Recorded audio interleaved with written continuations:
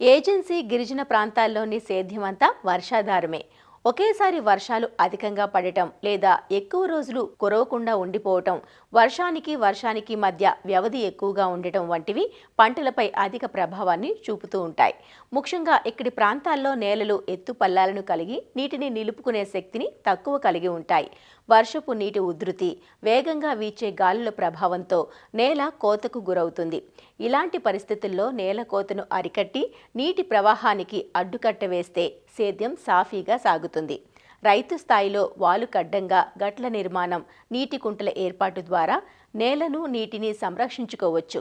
మరి నేలల పరిరక్షణ, నీటి సంరక్షణ కోసం ఏజెన్సీ ప్రాంతాల్లో ఎలాంటి చర్యలు చేపట్టాలో వివరిస్తున్నారు ఆచార్య ఎన్జీ రంగా వ్యవసాయ విశ్వవిద్యాలయం, శ్రీకాకుళం జిల్లా నైరా వ్యవసాయ కళాశాల విస్తరణ విభాగం అధ్యాపకులు డాక్టర్ డి చిన్నమనాయుడు.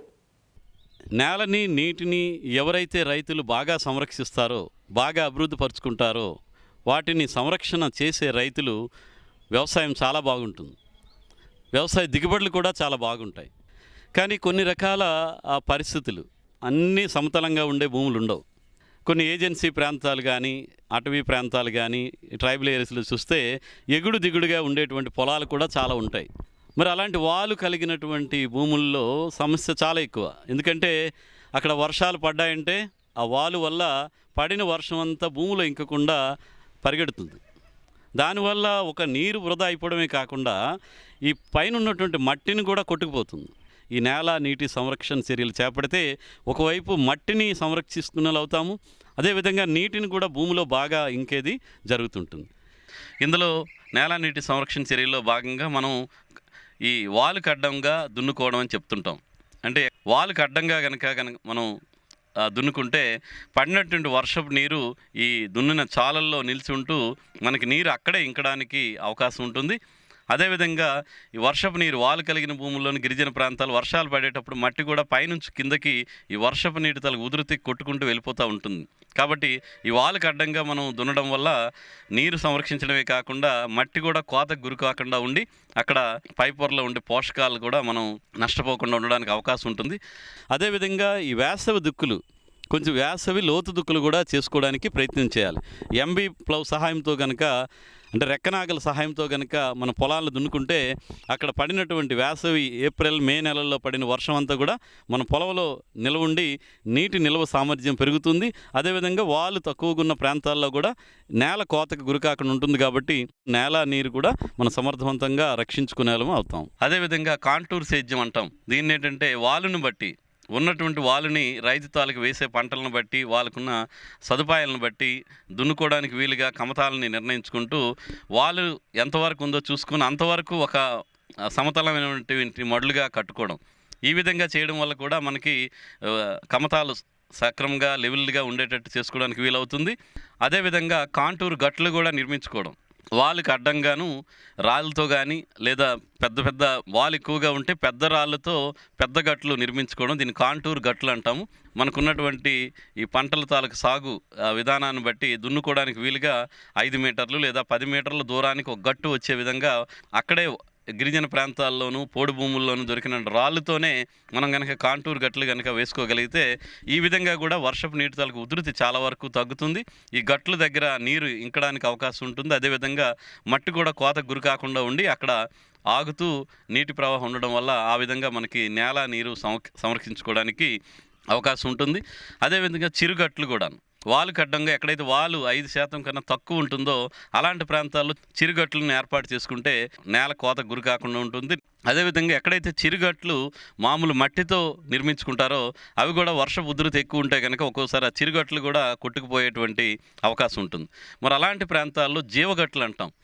అంటే మన మొక్కలతోనే లేదా గడ్డి జాతులతోని, అలాగే వెట్టివేరు కానీ, లేకపోతే పశుగ్రాస గడ్డలు, లేదంటే సిట్రునెల్ల గ్రాస్ ఉంటుంది, ఆ గ్రాస్ వేసుకోవచ్చు. అది నూనె తీసేటువంటి గడ్డి జాతి, దాని నుంచి నూనె తీసి ఆ విధంగా కూడా లాభపడవచ్చు. లేదంటే లెమన్ గ్రాస్ కానీ, లేదంటే ఈ పశుగ్రాసాల్లో కో3, కో4, అలాగే సూపర్ నేపర్ ఇవన్నీ కూడా దొరుకుతున్నాయి. అవి బాగా పెరిగి 2 విధాలుగా కూడా ఉపయోగపడతాయి. కాబట్టి జీవగట్ల నిర్మాణం కూడా రైతు సోదరులు చేసుకోవాల్సిన అవసరం ఉంది. అదేవిధంగా ఈ ఏజెన్సీ గిరిజన ప్రాంతాలు వాలుకలిన భూమిలో వర్షపు నీరు కంటిన్యూగా వచ్చేటప్పుడు అక్కడ కాలువలు ఏర్పడిపోతాయి. అంటే నీరు వస్తున్న కొద్దీ మట్టి కోతకు గురయ్యి అక్కడ కాలువలు ఏర్పడతాయి. అలాంటి దగ్గర కూడా ఈ బ్రష్ వుడ్ డామ్స్ అంటారు. అంటే అక్కడ దొరికిన కర్రలతోని, కట్టెలతోని, లేకపోతే వెదురులతో కలిపి మనం ఒక ఆ వర్షపు నీటి ప్రవాహానికి అడ్డంగా ఇలాంటి బ్రష్ వుడ్ అంటే వుడ్తో చేసినటువంటి, కలపతో చేసినటువంటి అడ్డు కనుక నిర్మించుకొని చేస్తే దానివల్ల కూడా పైనుంచి వచ్చిన మట్టి అంతా కూడా అక్కడ కొంతవరకు ఆగి నీరు మాత్రం వెళ్తుంది, మట్టి సంరక్షణ కాపాడబడుతుంది. ఆ నీటి ప్రవాహం కూడా తగ్గి కింద ప్రాంతాలకి నీరు కొంచెం నెమ్మదిగా వెళ్ళటం వల్ల కూడా మనం నేల కోతని అరికట్టేటువంటి అవకాశం ఉంటుంది. అదేవిధంగా నీటి నిల్వలు కూడా పెంచుకోవడానికి అవకాశం ఉంటుంది. వాలు తక్కువగా ఉండి కొద్దిగా స్లోప్ ఉంటుంది.